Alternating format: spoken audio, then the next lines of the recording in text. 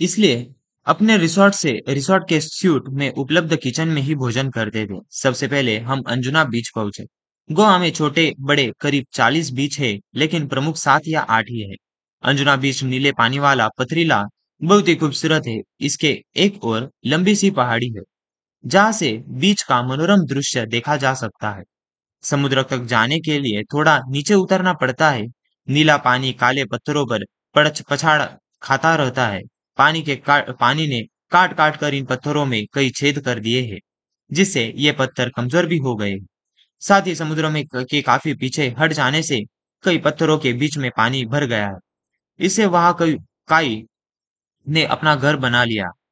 फिसलने का डर हमेशा लगा रहता है, लेकिन संघर्षों में ही जीवन है, इसलिए यहाँ घूमने का भी अपना अलग ही आनंद है।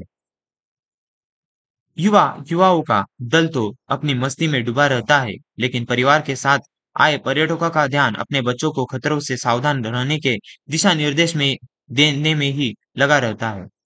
मैंने देखा कि समुद्र किनारा होते हुए भी बेनालियम बीच तथा अंजुना बीच का अपना अपना सौंदर्य है। बेनालिम बीच रेतीला तथा उथला है।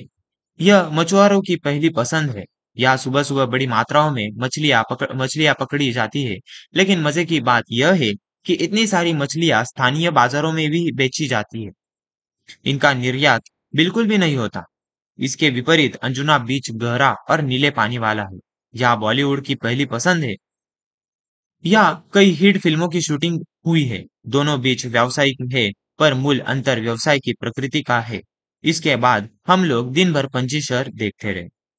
तो यहाँ पर लेखक जी ने अंजुना बीच का वर्णन किया है और उन्होंने बताया कि यहाँ पर मतलब काफी सारी मात्रा में मछलियां भी पाई जाती है और यहाँ पर मछलियां भी पकड़ी जाती है और उन मछलियों को स्थानिक बाजारों में ही बेचा जाता है। इनका निर्यात यानी ये बाहर नहीं बेची जाती। और इसके विपरीत अंजुना बीच गहरा और नीले पानी वाला भी है और यह बॉलीवुड की सबसे पहली पसंद है। यहाँ पर कई फिल्मों की शूटिंग भी की जाती है। दोनों बीच व्यावसायिक है, यानी यहाँ पर अनेक प्रकार के अनेक पर्यटक यानी जो गाइड होते हैं, तो वह भी अपना बीच की जो सूचनाएं होती है वह देते हैं।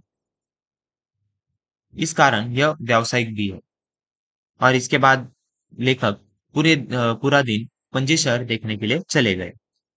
घूम फिरकर शाम को हम कलिंगुड बीच पर पहुंचे। यह काफी रेतीला तथा गोवा का सबसे लंबा बीच है, जो 3 से 4 किमी तक फैला है। यहाँ पर्यटक बड़ी संख्या में आते हैं। यही कारण है कि यह स्थानीय लोगों के व्यवसाय का केंद्र भी है। यहाँ कई प्रकार के वाटर स्पोर्ट्स होते हैं, जिनमें कुछ तो हैरतअंगेज है, जिन्हें देखने में ही आनंद आता है। आप भी अपनी रुचि के अनुसार हाथ आजमा कर सकते हैं। मैंने कई खेलों में हिस्सा लिया, लेकिन सबसे अधिक रोमांच पैराग्लाइडिंग में ही आया।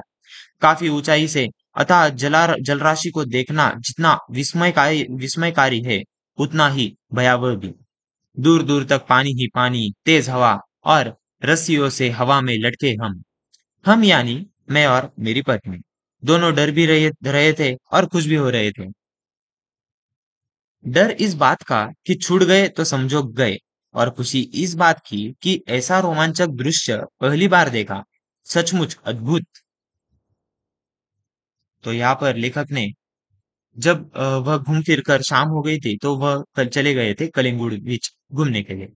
तो यह बीच काफी रेतीला है और सबसे लंबा बीच है, जो कि 3 से 4 किलोमीटर तक फैला हुआ है। यहाँ पर पर्यटक की संख्या भी बहुत बड़ी थी और स्थानीय लोगों का यह व्यवसाय का केंद्र भी है। लेखक कहते हैं कि यहाँ पर अनेक वाटर स्पोर्ट्स भी है, जो कि हैरतअंगेज है, जिन्हें देखने में आनंद भी आता है। और लेखक भी इन लेखक ने भी कई खेलों में हिस्सा लिया।